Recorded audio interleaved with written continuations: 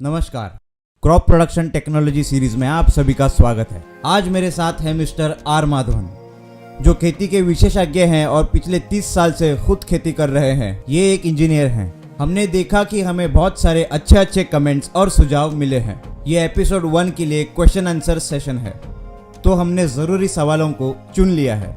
Madhavan sir, नमस्कार, आपका स्वागत है क्रॉप प्रोडक्शन टेक्नोलॉजी में। हमारे किसान भाई अपने जवाबों का इंतजार कर रहे हैं। नमस्कार हर्ष, मैं बहुत खुश हूँ। लोग हमसे बातचीत कर रहे हैं, हमारा वीडियो देख रहे हैं और कमेंट कर रहे हैं। ये मदद करेगा उनकी ज़रूरत के हिसाब से एक्टिविटी में। मैं बहुत खुश हूँ। सवाल पूछिए। तो बिना किसी इंतजार के मैं आपके लिए पहला सवाल पढ़ता हूँ। पहला सवाल है मिस्टर वितु उपाध्याय की तरफ से। वो पूछ रहे हैं कि क्या सीजलिंग और मिट्टी परीक्षण हर एक बार नई फसल उगाने से पहले करना होगा? सीजल साल में एक बार की जाती है। मॉनसून आने से पहले मिट्टी परीक्षण भी साल में एक ही बार करते हैं, पहली फसल उगाने से पहले। मैं अच्छे से बता देता हूँ क्यों। सीजल के पास पिछले एपिसोड में सीजल के समय शायद मैंने बताया था कि इसके बहुत फायदे हैं। मैं उनमें से कुछ एक बताऊंगा और बाकी के आप पिछले वीडियो में जाकर देख सकते हैं। पहला है सोयल पोरोसिटी। हर एक फसल को झरझरी मिट्टी चाहिए ताकि झरझराहट अच्छी हो, सतह सख्त ना रहे। तीसरा, हम इसको मानसून से पहले करते हैं ताकि बारिश के पानी को बचाया जा सके। सिजलिंग का मतलब हल चलाना नहीं है, ये हटाता है और ये टेबल को चीरते हुए चाकू की तरह है। तो इसका मतलब ये गहराई में काटता है, तो वो गहराई मिट्टी की सख्त को खोल देती है ताकि पानी उसमें बह सके और उस लेवल तक स्टोर किया जा सके। पौधे बाद में जरूरत के हिसाब से इसका इस्तेमाल कर सकें। अब आप देखिए सीजल और रीजर में क्या अंतर होता है। रीजर इससे बिल्कुल अलग है। रीजर एक बेड तैयार करता है जिस पे पानी बह सके और पौध बैठ सके। रीजर के क्या क्या फायदे हैं ये मैं आपको पहले ही बता चुका हूँ पिछले एपिसोड्स में। यादाश्त के लिए मैं एक दो बातें फिर से बता देता हूँ।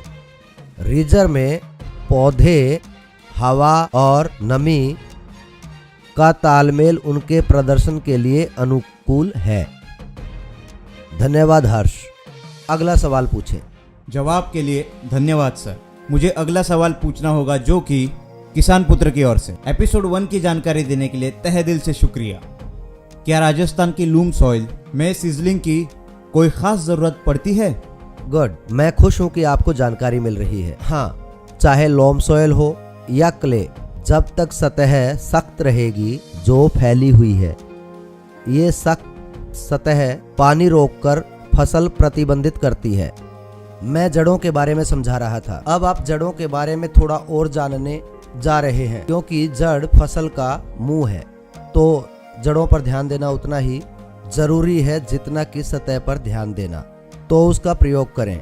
धन्यवाद। बहुत धन्यवाद सर।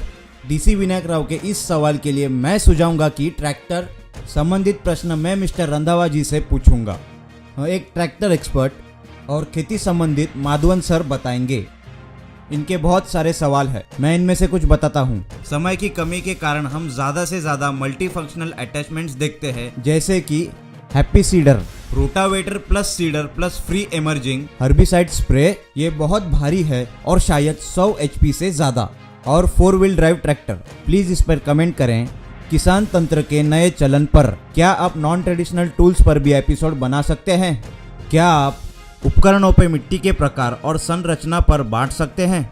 और मैं कर्नाटक के उत्तर पूर्वी हिस्से से हूँ, जो तेलंगाना की सीमा से हैदराबाद के पश्चिम में 170 किलोमीटर दूर है। हमारे पास काली मिट्टी और बहुत सारे चूना पत्थर हैं, जबकि शहर की ऊपरी मिट्टी लगभग 10 इंच तक उपजाऊ है। दुर्भाग्य से सब सॉइल में बहुत ज़्यादा मात्रा में नमक है, जो पानी में घुल जाता है। जब ज़्यादा बारिश होती है या फ्लड इरिगेशन होती है तो नमक ऊपर आ जाता है और मिट्टी सफ़ेद हो जाती है। 8.5 के pH के साथ। National bureau of soil survey and land 90 के दशक में हिसाब लगाकर ये बताया था कि इस क्षेत्र में कोई भी सिंचाई नहीं होनी चाहिए। इस परिस्थिति में आपके सीजलिंग को मानक रूप से करने का सुझाव अच्छा नहीं है। मिट्टी की तैयारी अच्छी नहीं है। इस दौरान अगर मैंने अपने खेत को सीजल किया तो ये बांध को तोड़ देगा और मेरी शीर्ष मिट्टी बर्बाद हो जाएगी। कृपया बताएं। डॉक्टर विनायक राव, आपने बहुत अच्छे सवाल किए हैं। मैं इनका जवाब एक एक करके दूंगा जो आपने पूछा। मैं पहले सवाल से सहमत हूँ, जिसमें आपने कहा बहुकर्मीय मशीनें ज्यादा हॉर्स पावर लेती हैं पर हमारी मिट्टी की जोत कम है।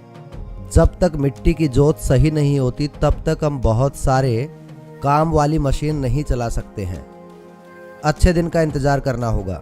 और ये जवाब देगा कि किसान तंत्र का नया चलन तभी प्रवेश करेगा।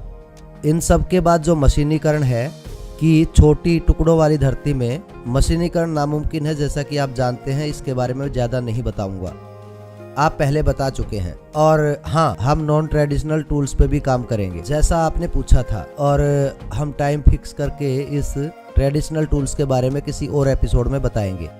इसके प्रयोग में अभी बहुत समय है।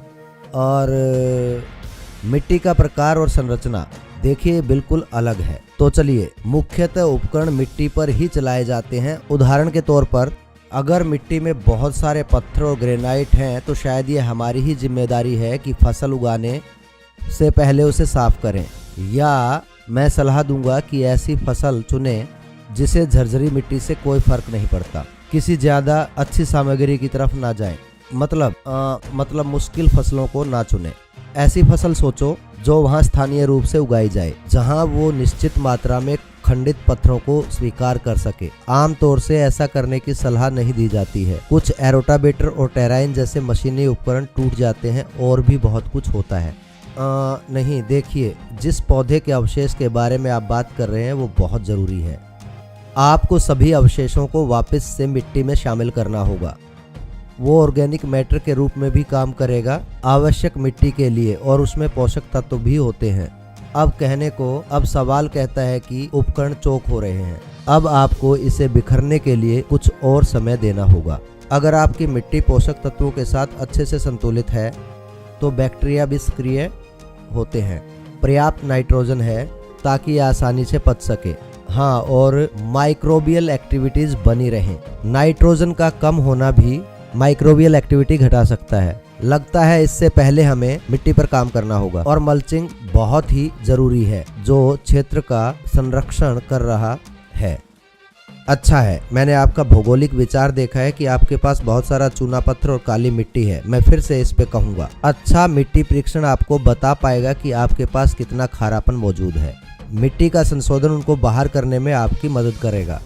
अब हम सीजल के बारे में बात कर रहे हैं और मिट्टी का शीर्ष उभार रहे हैं, ये बिल्कुल सच नहीं है।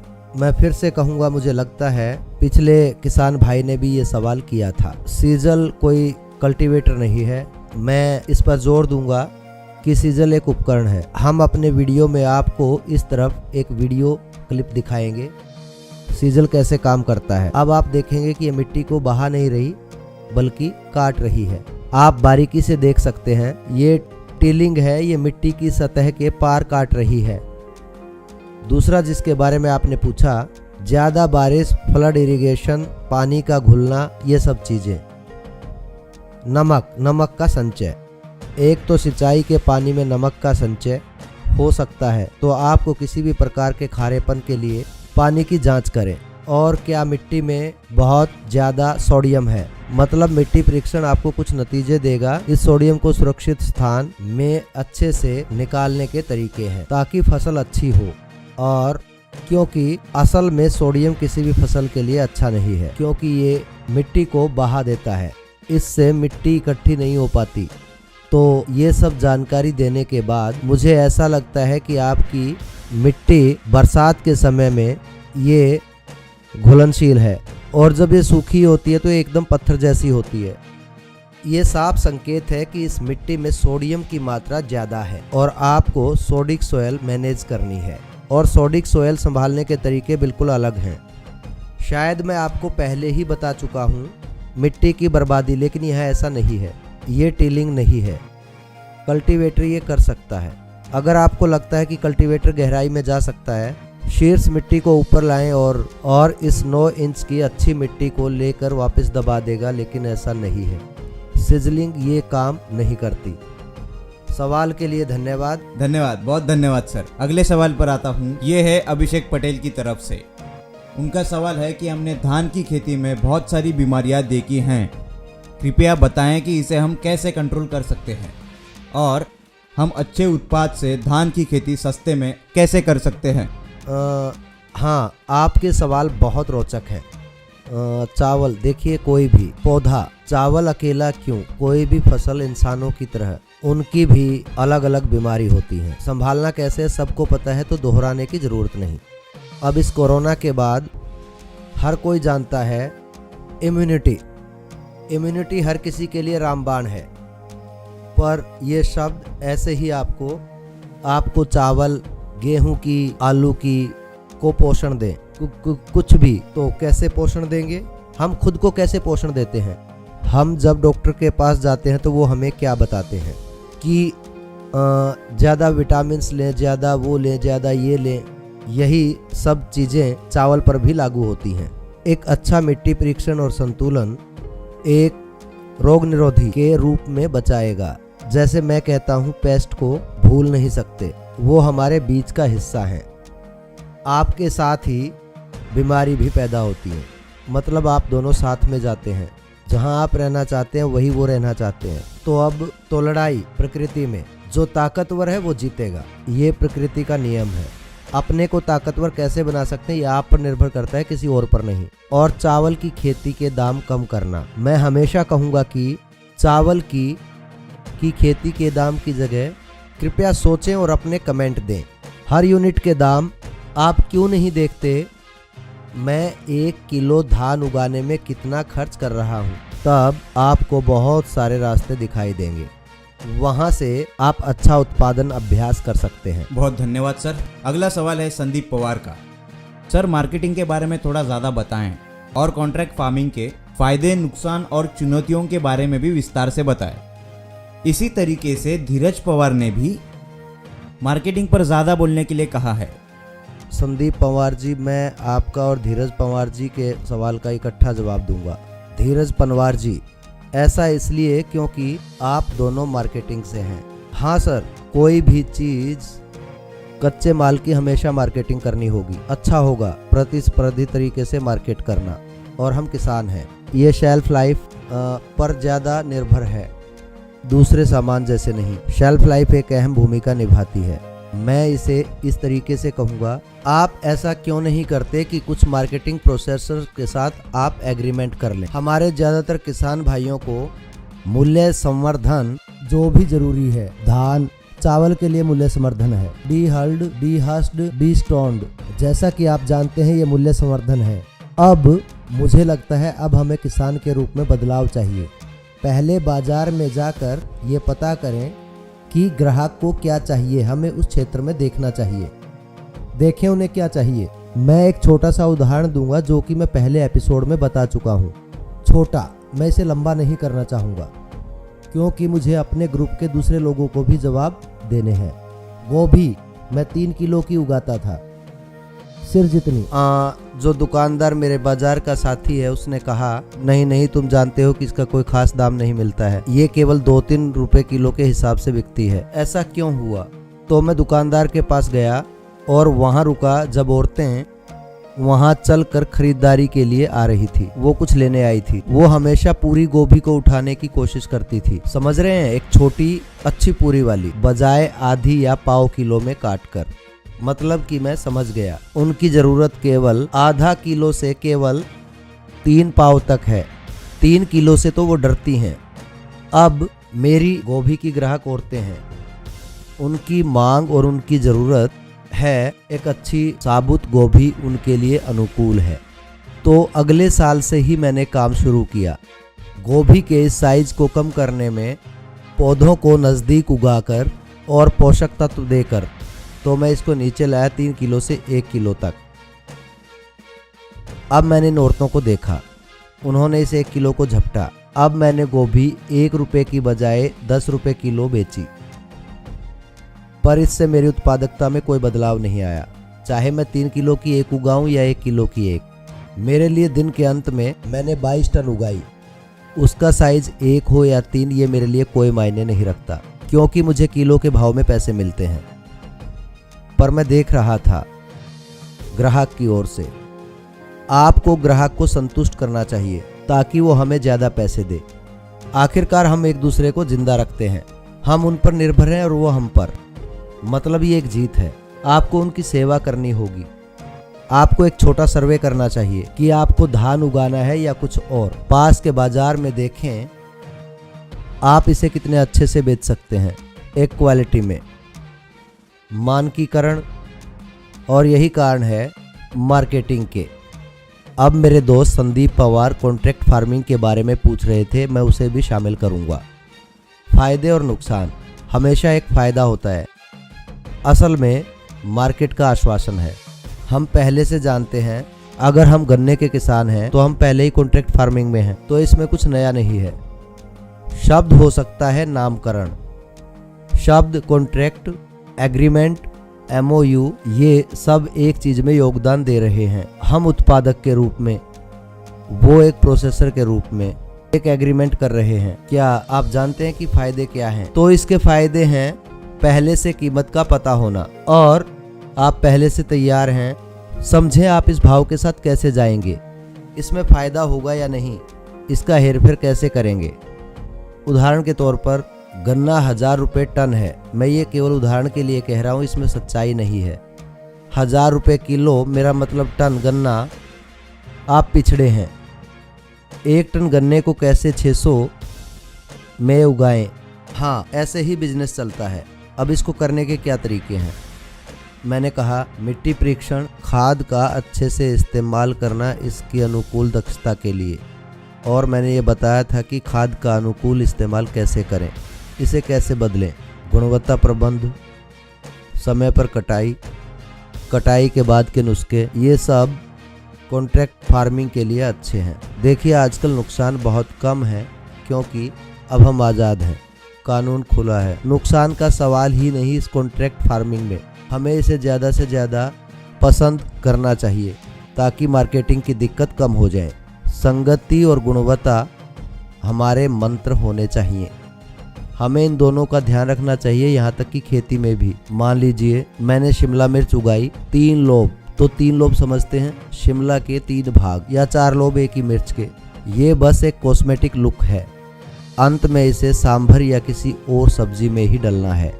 लोग जब इसे खरीदते हैं, मेरे पास मेरे खुद का अनुभव है, आप इस पे ध्यान दें। अगर मैं उनको 3-4 लोब मिक्स दूं तो वो चले जाते हैं, और अगर बस 4 लोब दूं तो वे आकर्षित होते हैं।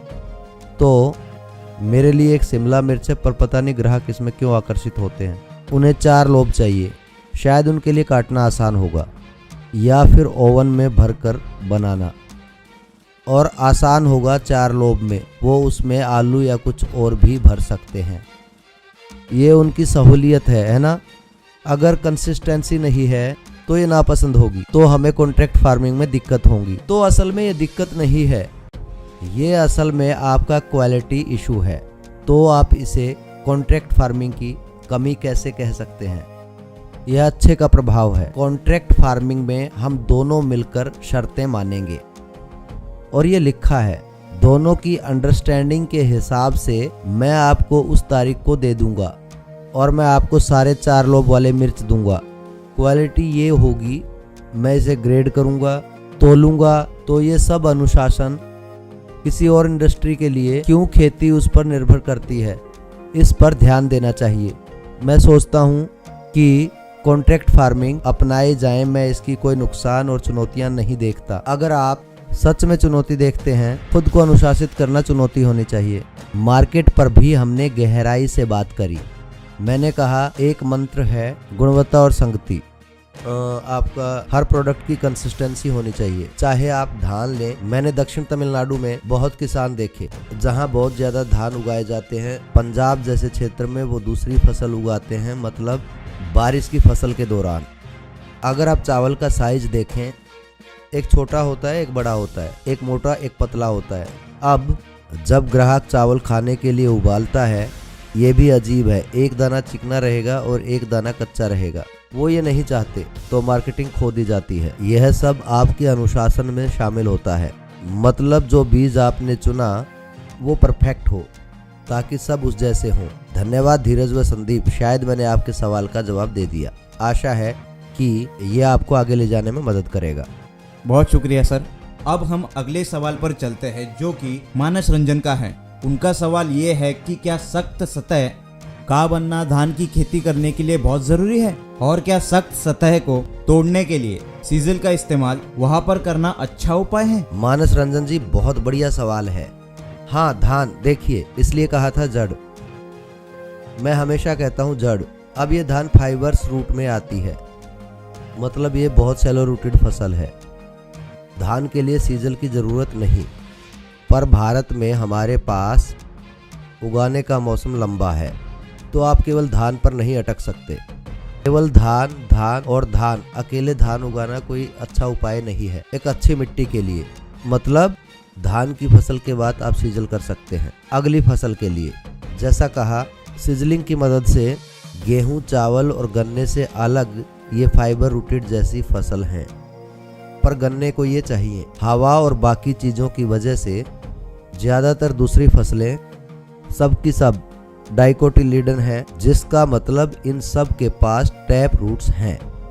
अगर आप टैप रूट को उगने दें 5 फीट तक बढ़ेंगी, और यदि आप इसको 9 इंच या 10 इंच में फंसाएं तो जड़ें रुक जाती हैं।